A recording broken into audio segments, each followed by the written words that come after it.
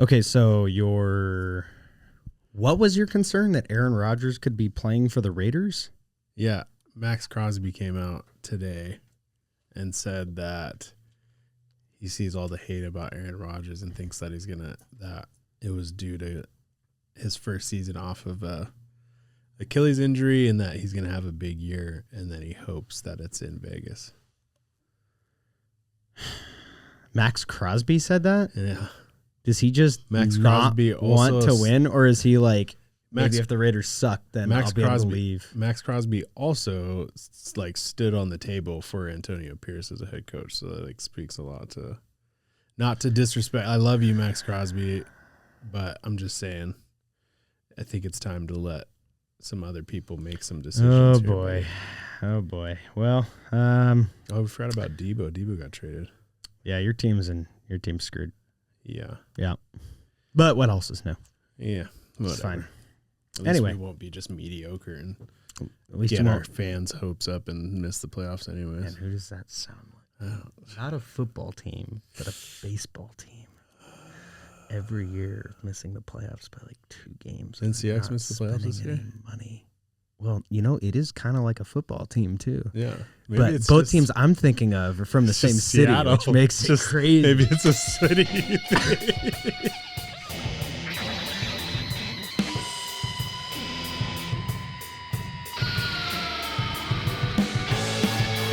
End my suffering. Welcome to the despair to the house. Yes. Welcome to the dark pits, depths of hell that is To the House, episode 31. If you need homeless or at-risk youth services, you can take it to my house, 300 North Willow Street in downtown Wasilla. Isaac Smolden, Brian Fields. Rough week, I guess. I don't know. Energy's down. Yeah. Football's done. Baseball hasn't started. I mean, it's been good for me. I've been watching Luka Magic go off. NBA Lakers have moved into the second seed. NHL trade deadline. Kind of all like the crazy trades have happened. It feels like when we're recording this. I mean, I don't know. Trade deadline's on Friday. Just kind of waiting for that to happen. NFL had a trade. There's some stuff in the NFL. I don't know. It's the dog days of sports fandom right now. Yeah. I mean, Debo got shipped to Washington. Yeah. Yeah. That's okay. So let's start with NFL offseason stuff. Yeah. Debo's washed though, right? I mean, as Debo fantasy, Debo's only 28. Since we've both been Debo fantasy holders this year, and I definitely traded him before he got really bad. So another genius move that got me my money back in fantasy. Oh yeah, that second round. Like no matter what I do with that second round pick, it will be better than holding on to Debo Samuel the last 6 weeks or whatever of the fantasy football season this year. No doubt. Yeah, dude, he looked like he just had like cement in his shoes. Like the explosion is not there. And so like, I don't know. I'm not ready to say that he's washed. He seemed like uninterested in what the 49ers wanted him to do. He seemed uninterested in playing football at times. Yeah. I don't know. Yeah. That could be it too. I kind of got that sense from him last year when he was like, there was a game he was supposed to play and he had a minor injury and he decided not to play. And it's just like, is that, if you were really a competitor and wanted to like go for it, is that even in your like thought process there? Yeah. So yeah, that happened. T. Higgins got franchise tagged, which is crazy. I feel so bad for T. Higgins. Explain to me how that basically the Bengals get to keep him around another year rather than extending the contract. He still has to sign it, right? But it locks him. It keeps him from going into free agency, right? Because now his options are hold out or just sign it. Yep. And so he'll probably, I don't know if he'll sign it, but it's crazy to me because I don't understand. The cap got raised this year. I know but you haven't re-signed Jamar Chase either.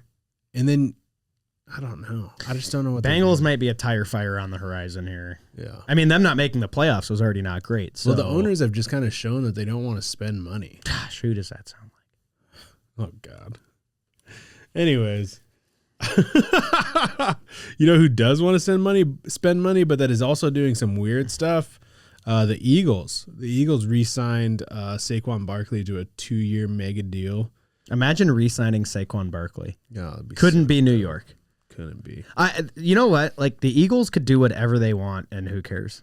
Because they won a Super Bowl. Yeah. Literally light money on fire in the streets. Yeah, it feels like that's what they're doing. They're releasing two of their top. I don't think he's not a top cornerback. I think they're really invested in, what did they call them? I want to say they called them like the Fantastic Whites. I swear to God, dude, at the parade, they like introduced them that way. What did he? Oh, I'll have to look that up. What does that make me, like a below average white? Like I wouldn't say. I mean, if they're fantastic, snap. Dude. Anyway, so yeah, we've got the draft coming up. We've got free agency starts on Monday. Yeah, the tampering period, I guess, starts on Monday. The tampering period. Dumb, dude. It's just free agency starts, but they're not officially able to sign a deal for like a couple of days. Yeah. I mean, it's like a legalized tampering. Yeah. Which at least it's more upfront than like the NHL, where it's like, wow, all these free agents just signed a deal on midnight on July 1st. They sure got a contract offer that they wanted in those first 30 seconds and really had it on lock. Yeah. Like, so it's above the board tampering at the very least. Yeah. I know. Did you see they were trying to come after Tom Brady for tampering? Yeah. I don't know. I wouldn't be surprised if there's some truth to that. Everyone's tampering. What do you mean? Tom Brady, every single person on every single professional sport team front office is tampering. Yeah, but let's stop pretending like they're not. Don't get caught though. We're not. He's got a bad track record of getting caught. Yeah, Stop it. It'd be hilarious if that came in. Look what they did to the Dolphins. They took a first-round pick. He didn't get punished for cheating with the tuck rule.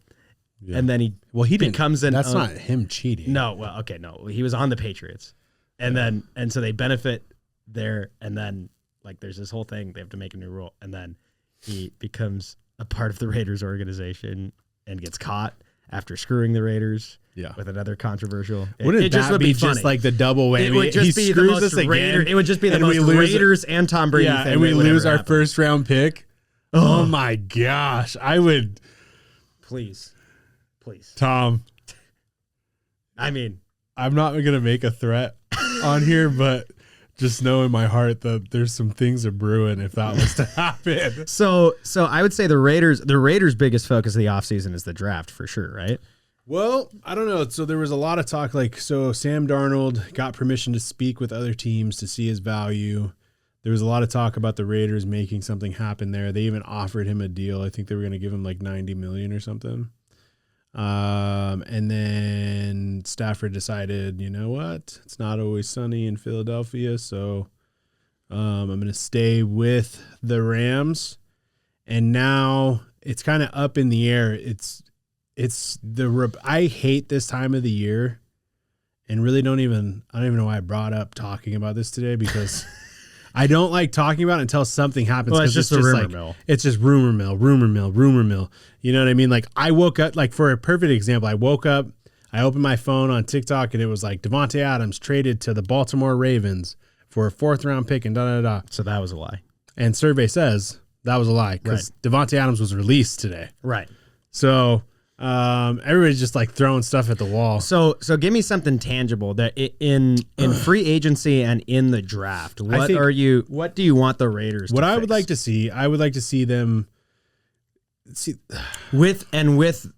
the combines happened. So with the way the draft boards are kind of moving right now, do you think that you use that first round draft pick? Do you think you're going to be able to get a quarterback in the first round that's a franchise future, or would you rather see that pick used elsewhere?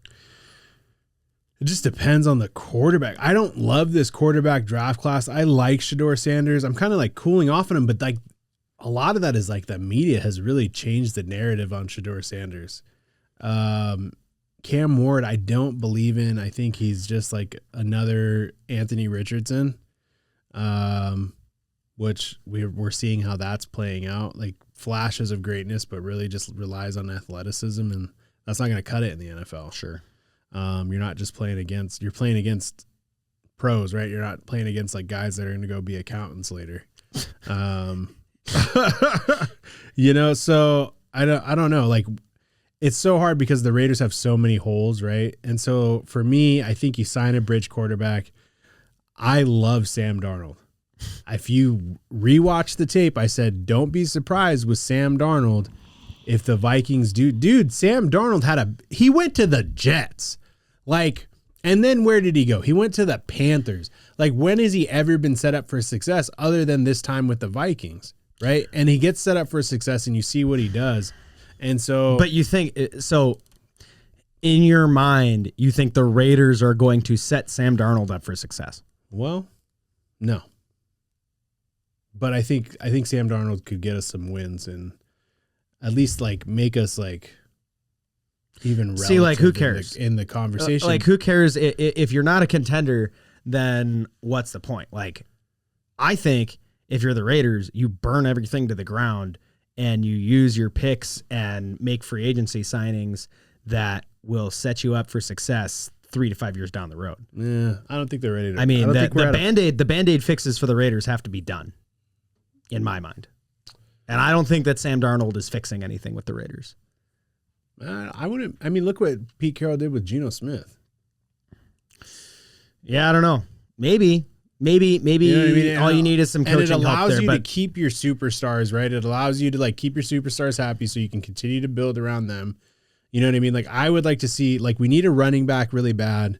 So no quarterback's going to do good without a running back. You're saying you need to find or at least some sort of bridge quarterback situation in free agency. You use that top pick to maybe get offensive weapon that is going to be available at that point in the draft. Because you guys have what, the 6th pick? Yeah, get an Ashton Genty. Because what are you gonna do? You're gonna tell me. So here's where I'm at, right? Like, I would have been fine taking Shedeur Sanders if we were at the number 2 pick.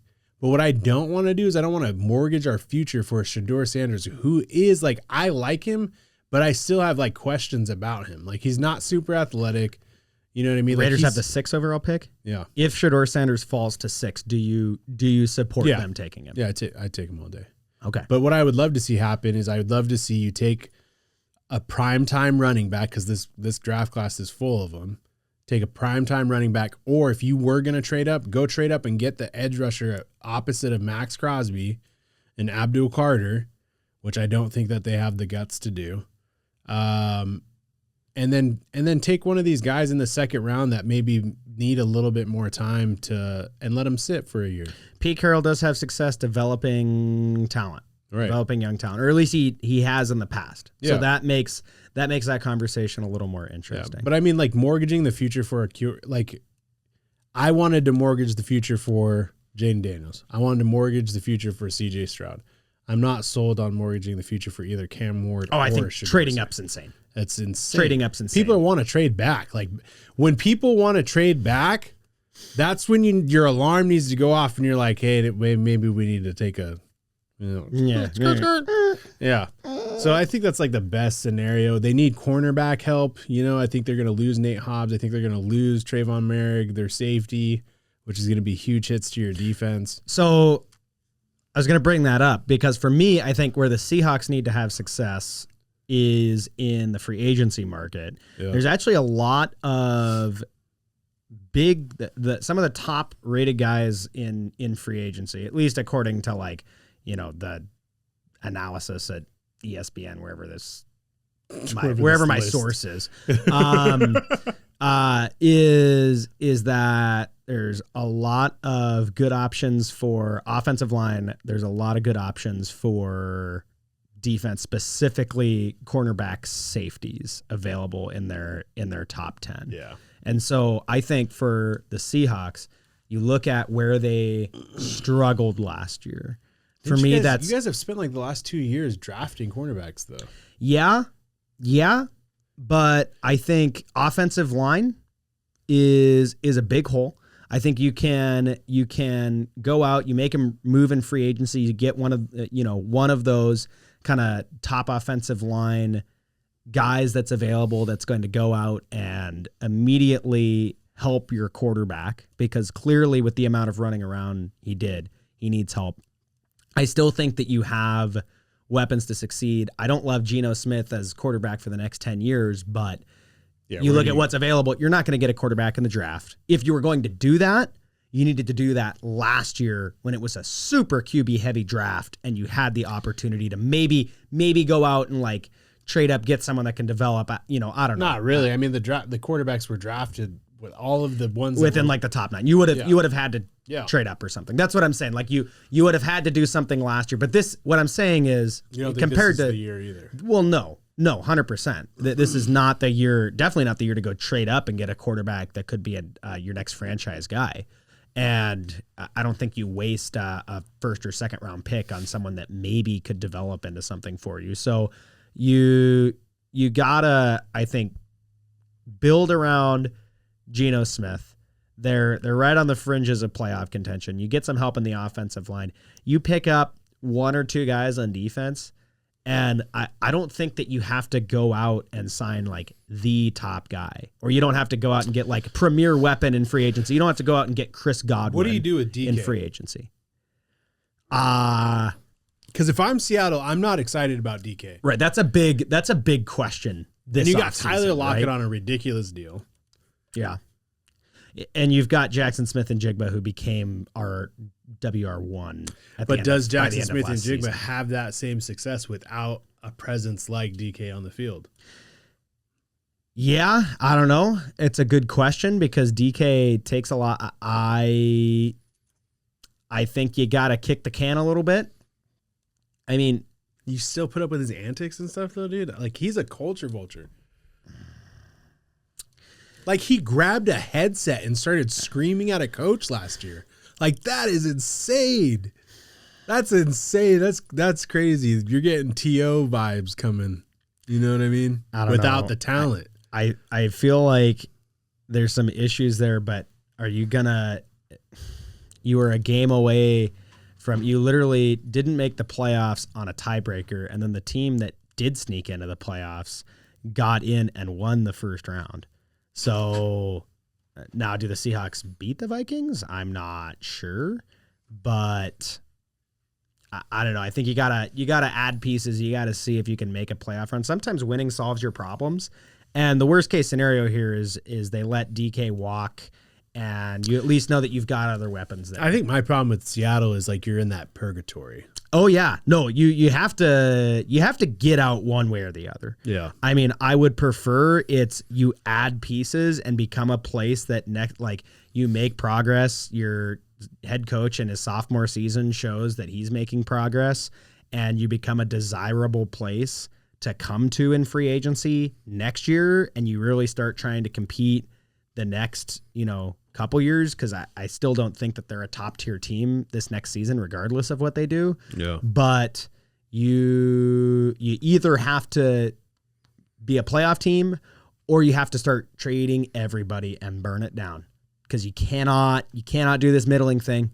You can't do it to me again. I can't go through it for two different teams. Well, there's not a. I can't do it. I can't watch the Mariners play an entire baseball season and then just roll into the Seahawks being mid again. That's exactly what happened this past season. There's not an answer for them to not do that. But the thing is, they are a loss from the Giants in overtime, away from making the playoffs. From a first round exit. Sure, but that would at least be progress. That's the same thing that happened the year before. Miss, then burn it down. Just choose a direction. That's all I'm saying. This is why we're not GMs. No, 100%. Well, definitely not you. You proved that you were not. You snap decisions. I still made the playoffs. What happened? What happened there? Yeah, I got smacked. Yeah. Okay, so that's, I mean, yeah. We got to wait. Yeah. My last question is, where do you think Cooper Kupp goes?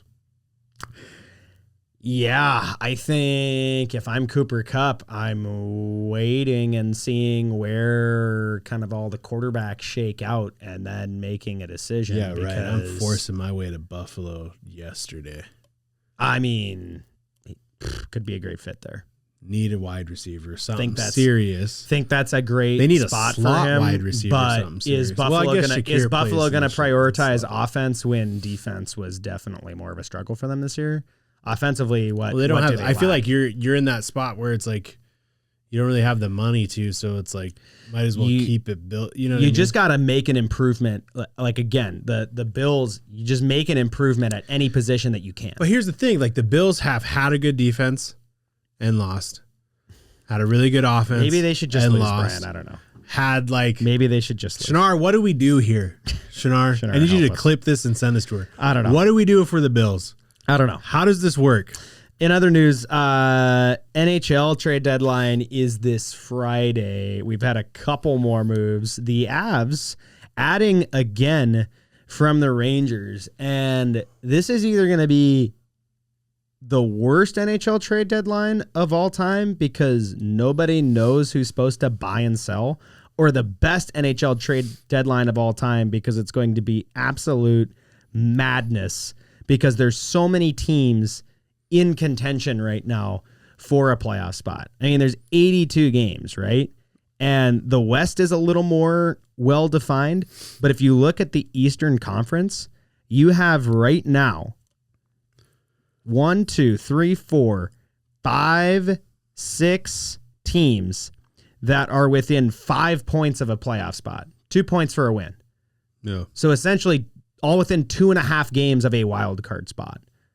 There's only 2 teams that are really out of playoff contention at this point. And someone is going to screw up.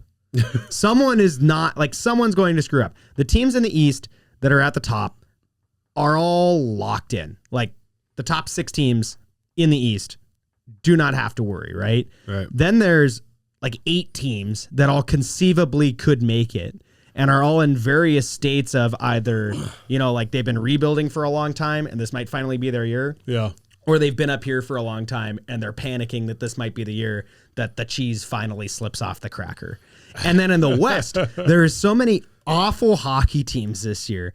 And everyone is begging each other to steal the last playoff spot from currently the Calgary Flames, which is bananas. I have no idea how they're back in a playoff spot with how aggressively mid they are. The Canucks have traded away one of their top 4. Don't laugh at the frickin' names, Brian.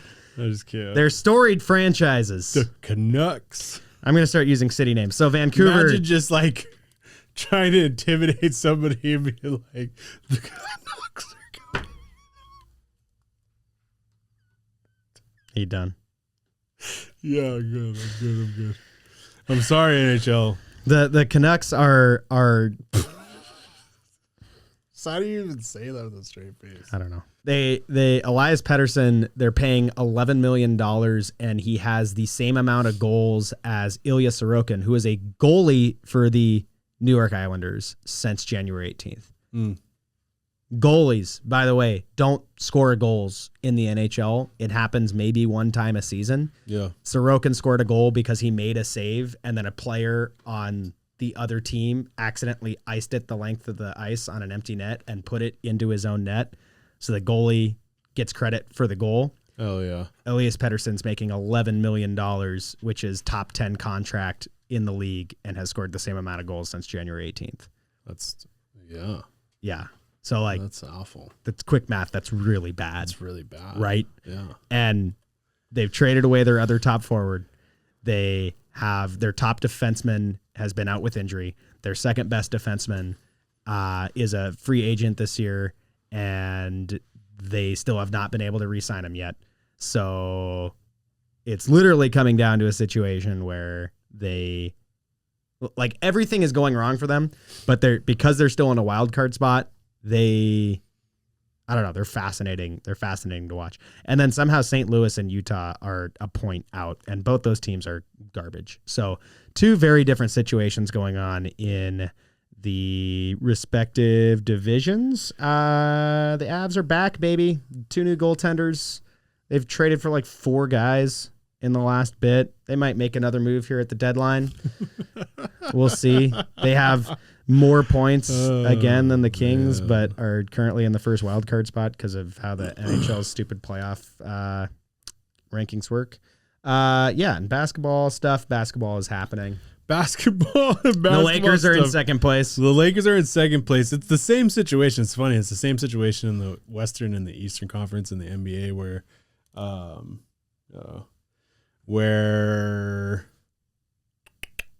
Well, but like the West is just all within a game. Right. It's flip flopped. Like the West is all crazy and like everyone could conceivably make the playoffs. And the East is like the top teams are unreal. And then how have the Cavs only lost 10 games this season? That is bananas. Yeah, they're wild. I guess OKC's only lost 11. But anyway. Yeah, so like your play-in team is 24-37.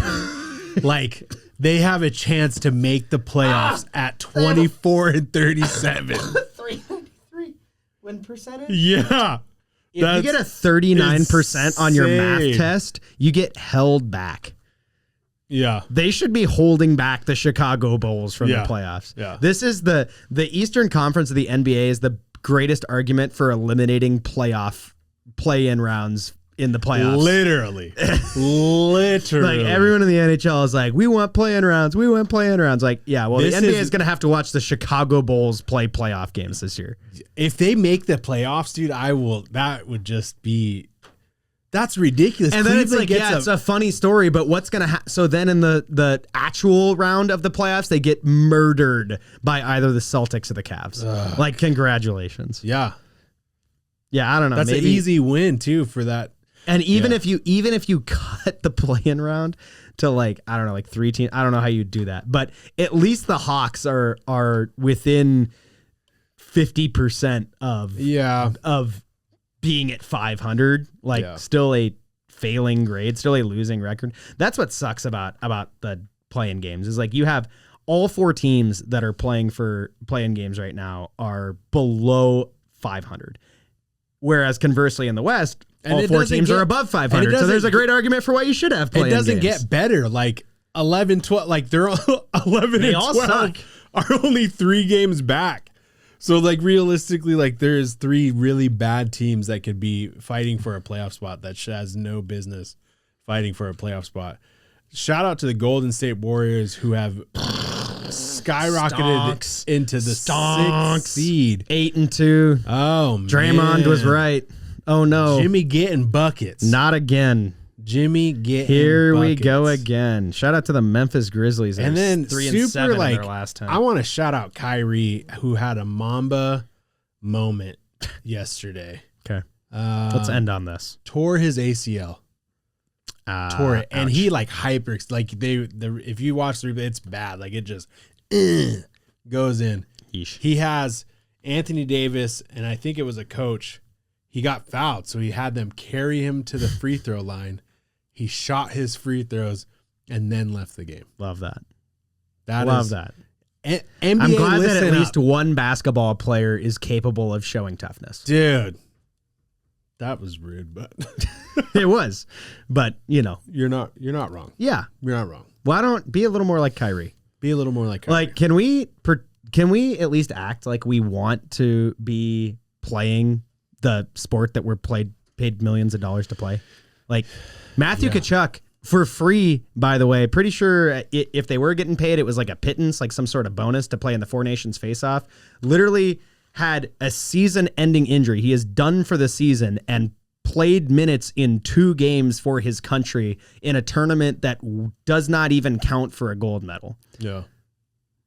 So, yeah, glad to see that Kyrie actually cares about the sport that he's playing. Yeah. Because that is the thing that keeps me and sometimes many other people from watching the NBA consistently. And can we just, like, pour one out for Dallas in general, man? Because they're going through it. You got the Cowboys conundrum. Bro, right? Speaking of teams that maybe shouldn't be in the playoffs, they are right on the cusp of being out of the play-in. I mean, well, they just lost Kyrie for the season.